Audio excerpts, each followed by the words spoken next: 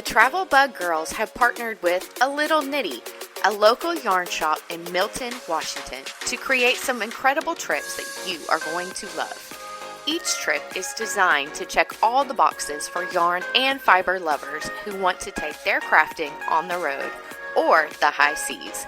So grab your favorite yarn and get ready to pack your bags. We have Knitty Adventures coming in October of 2025. To find out more, visit travelbuggirls.com/knitty-adventures.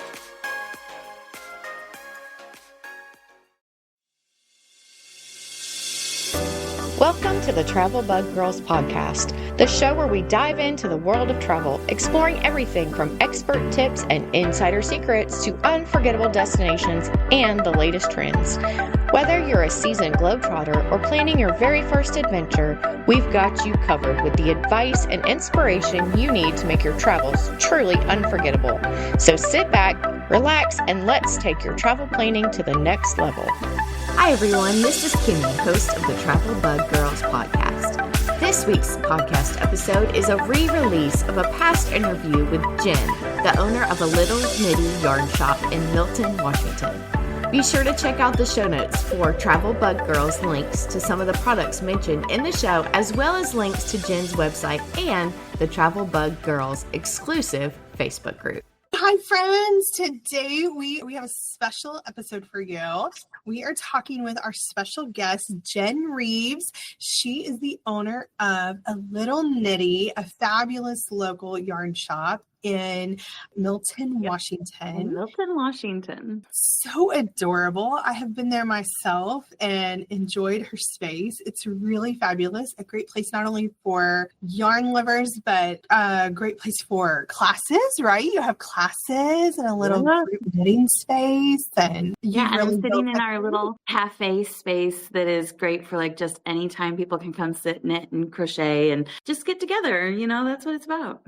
I love it. Yes, community really is the focus of a lot of what you do, building a community that has a lot of shared interests and things in common there. And it's something that we strive to do with ours. You know, we have our private Facebook group, Travel Bugs. We really are constantly meeting new people that we're inviting in who are just really in love with the idea of travel and trying to find other friends that have the same interests. So that's a lot of what you do, but with crafting, right? Yeah. And I mean, crafting can be very solitary, right? Like a lot of times, like early when I was knitting, I didn't know anybody else who knit. And so it was just something I did at home and nobody else really knew I did it as much as I did. And so sometimes it can be just something that you don't make those connections. But then once you start meeting people who, you know, get excited about the same things that you do, and it's just fun, you know, when you can say, look what I made, and, you know, show off what, you know, what you're knitting to somebody who is excited instead of like your husband that's like, oh, that's nice. That's right. That's a good point. I hadn't really thought of, like, having that crowd that appreciates and values things the same way you do. Yeah. And understands how much work it was. Yeah, exactly. Exactly. Definitely the same. That's a similarity definitely with travel, like how much work it is to put it together, or how much you long to see something and experience something that maybe other people don't relate to. So having a group of friends that have that shared interest is so valuable in our lives, right? And like really life good. Yeah. So one of the reasons we wanted to invite you on and talk with you today, Jen, is because we're seeing this trend of more and more women bringing together their hobbies with travel. So pulling together two things they really love and experiencing that more, or setting aside more time and money to pull those things together. So have you done that in your own life? Do you find yourself combining knitting or other crafting with travel? Yes. Well, for sure. I mean, I love travel, but, you know, through pandemic times and also when I had little kids, I didn't travel as much. And so there was a good, 10-year span where like travel just wasn't part of my life. And so now that I can, my kids are teenagers and, life is different. And I can afford it too. In my early 20s, I couldn't afford much more than just a car trip, and sometimes not that. And so, I am having like this revenge travel. Like I want want to do all the things because for many years I didn't do it. And then what I've really noticed about knitters and yarn crafters is that the journey is part of our vacation. So for a lot of people, the thought of going to the airport and hanging out for 3 hours because they got there insanely early doesn't sound much fun. That is my favorite thing in the entire universe, is just to sit and knit in an airport and people watch. It is my favorite. So my vacation starts like as soon as I hit the airport, like vacation has started because I'm just sitting, knitting, enjoying life. And then the journey also, recently I traveled to New Zealand and that 12-hour flight from LA to Auckland was like nothing because I got to knit the whole time. And so, not only is the destination important for us, but just the journey is really, really important. And so I think we travel a little differently than the average person because we're including the journey as part of the fun. That's a great point I hadn't really thought of and has got to be so true for a lot of other people in your situation who are doing handcrafts, embroidery or something like that. Where they're able. Do you have any issues then? I guess are you saying you don't really have issues with like TSA checks with knitting needles and things like that? I've never, ever had any issues except for flying out of Cancun and Cabo. Both those locations are not fans of knitting needles. And so you can fly in with them, but sometimes you can't fly out with them. And I mean, if you get caught. I do have a little travel hack of like knitting needles have the ability to, some of them have the ability to screw off. They're called interchangeable needles. And if you take those off and put them in a pencil case, they go through TSA, no problem. That's a great tip right there. Yeah, a little travel hack. But I'm not sure about like European. The only international travel I've done is Mexico and Bahamas. And so I don't know about other destinations.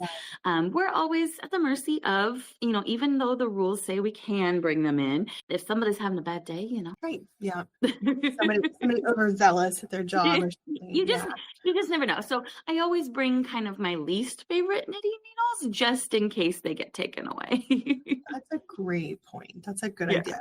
Don't bring your brand new favorite. Don't bring the whole set of expensive needles just in case. And I've never had any problems. I fly back from like one time I was flying back from a yarn convention and I had bought a whole bunch of knitting needles and scissors and I carried them on. And I mean, I'm sure that the airport was full of people in the same space as me of like bringing home product with them. So I'm sure I'm not the only one they saw that day. Yeah. Okay. That makes sense. Or put it in your luggage if you have check on luggage. Yeah. You're worried. Yeah. That way you know it's going to. But we have to have our projects with us. Of course. Yeah. You don't want to lose those precious hours. Yeah. I would love that idea because I'm a huge fan of this. And this is something like personally, anybody that's traveled with me, they know I'm going to preach it to you on the day we leave that like the minute I leave my house, the trip has begun. Yeah. And I do not suffer the whole, like if I'm with somebody and they want to whine and complain about how long the wait is at the airport or any, like I do not put up with that. I'm like, if you don't like it, go find something to do. This place has got things, It's magical. Like, it's magical.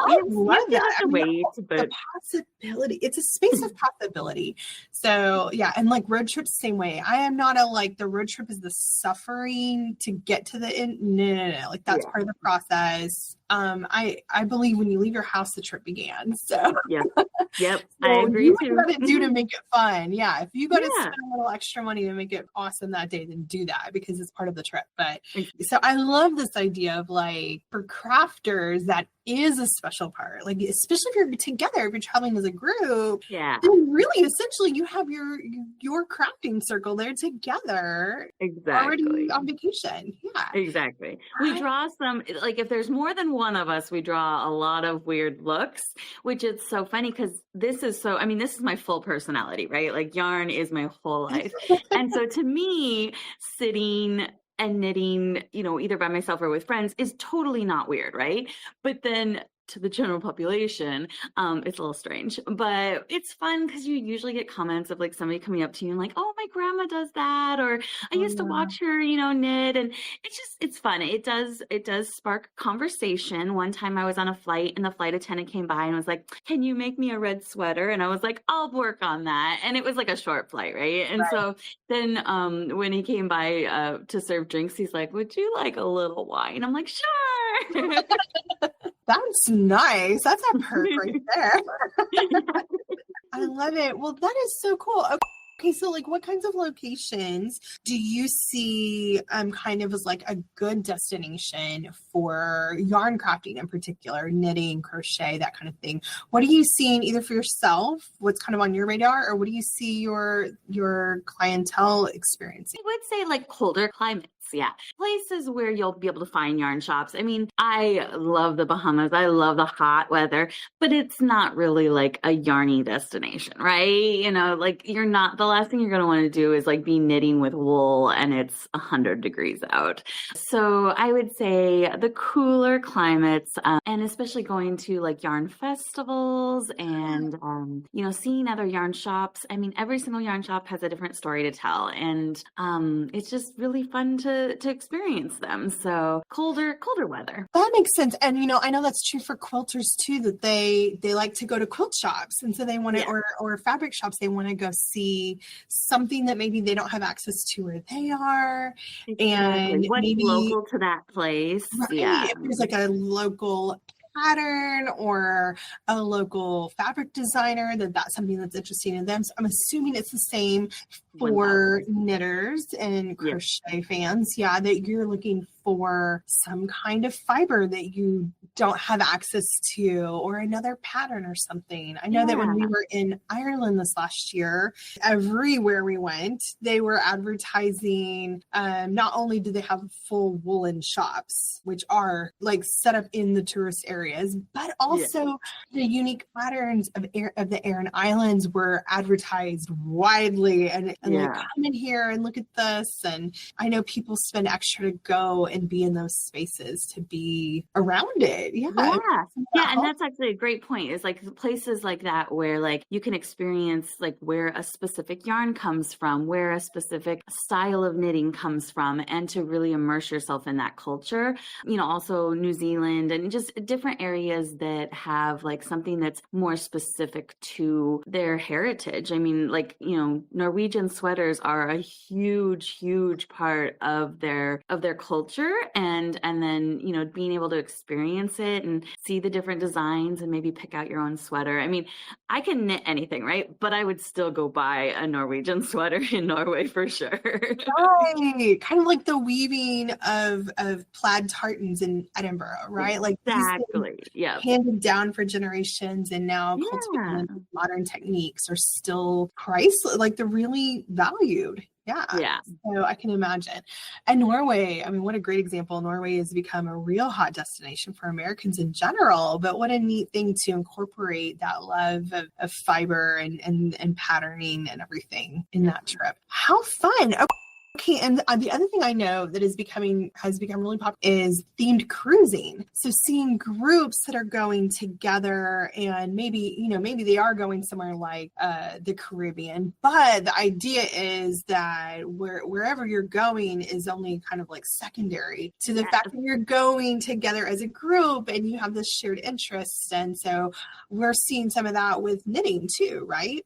Yeah, especially Alaska is like the perfect like knitting destination, because usually at each port there's going to be a yarn shop. But I personally, just as a human being, have been on many Alaska cruises, mostly because it's so convenient living near Seattle.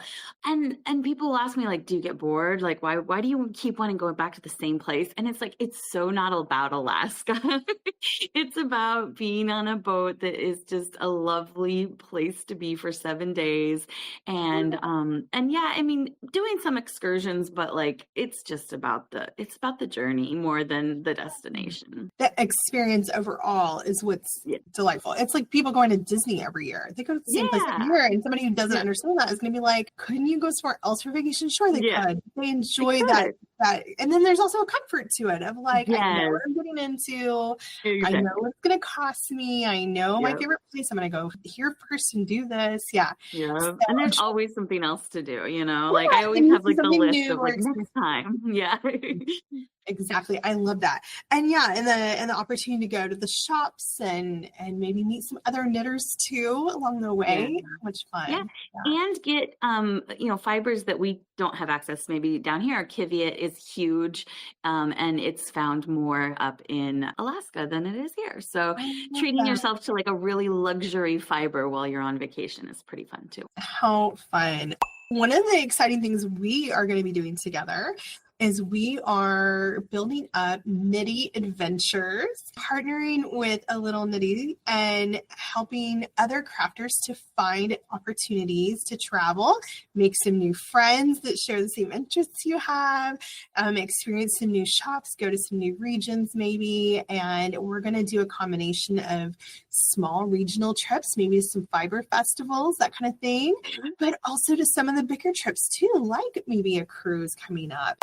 So tell us a little about the trips that you're looking forward to, and let's also talk about what we hope will happen in the near future. Yeah, I love going to fiber festivals. I think a few years ago I went to Rhinebeck, New York, which is probably the biggest in the U.S. fiber festival, and the fiber festival itself was amazing, absolutely amazing. But when I got home and I reflected on like what I enjoyed the most, it was just like relaxing in the Airbnb with my friends, knitting, talking about the day, getting to know each other better because we know each other, but not like on that like 24/7 kind of, vibe. But, and I realized that we can take that excitement and put that anywhere, right? So we can go to a local fiber festival. We can go to, there's a fiber festival right down the road every year. Like we can take that excitement of loving hanging out with fiber people and put it anywhere. So some of them are more local, like going to Oregon Flock and Fiber, which is in October. And then I also absolutely love train travel.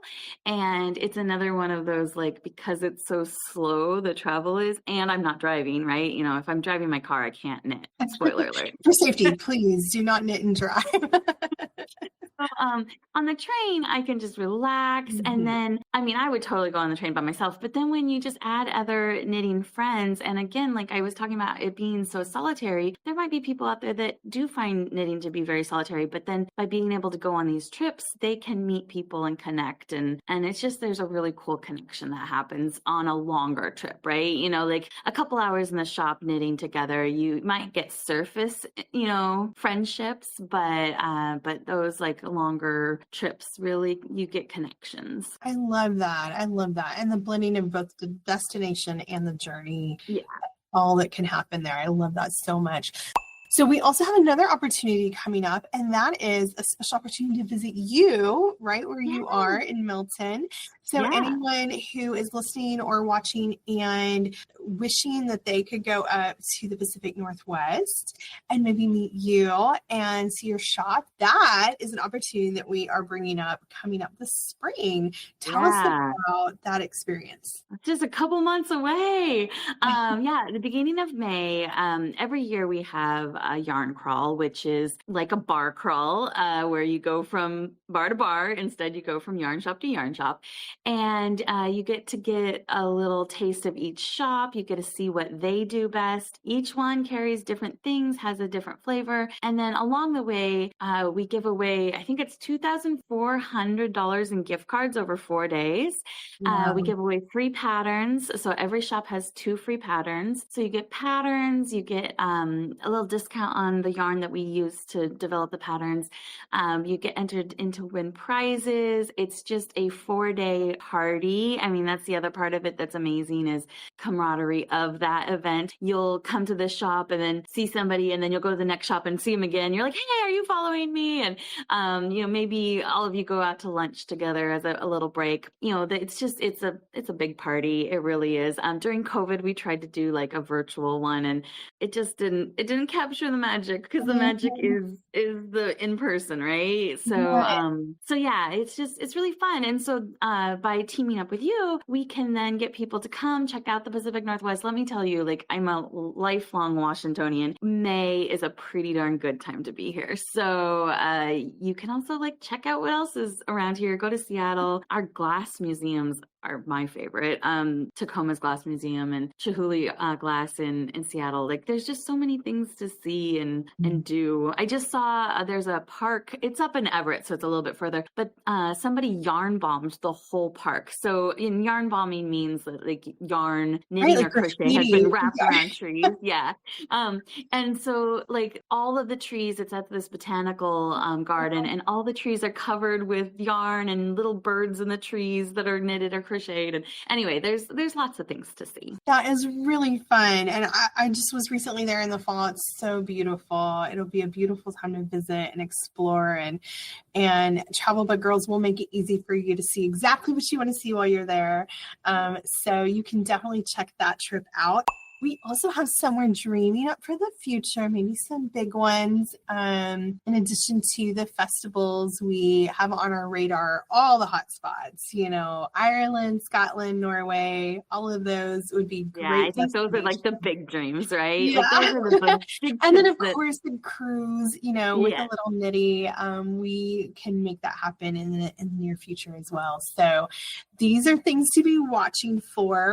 We are going to be sharing all of this, not only in all of our social media, but you can find all the details about our upcoming trips and sign up for yourself to join us. Grab your friends, and you can do that right on our website at travelbuggirls.com/knitty adventures. How do you think your fans and friends are going to react to knowing we're going to expand your travel opportunities with a little Knitty? I think there's demand for it. I mean, I think I'm not the only one that feels that need to go travel and do all the things after, not traveling maybe for a little while. And maybe somebody who's wanted to do those trips, wanted to do the Ireland trips, but doesn't have anybody to go with. I think that that's the really cool thing of what you do is pulling girls together to be able to experience those things that, like, maybe they don't have, maybe their husband doesn't want to do that trip, or they don't have a significant other, but it's something they don't want to do necessarily alone. It's really important. Yeah, girl time is powerful. It really is. It restores us in a lot of ways. So having those friends that share your interests and to travel and see the world together is such a great way to reinvest in yourself so you can show up and be your best self the rest of the year. If you have a trip on the horizon, everything's better. It is good. Something to look forward to. Yes. On hard days.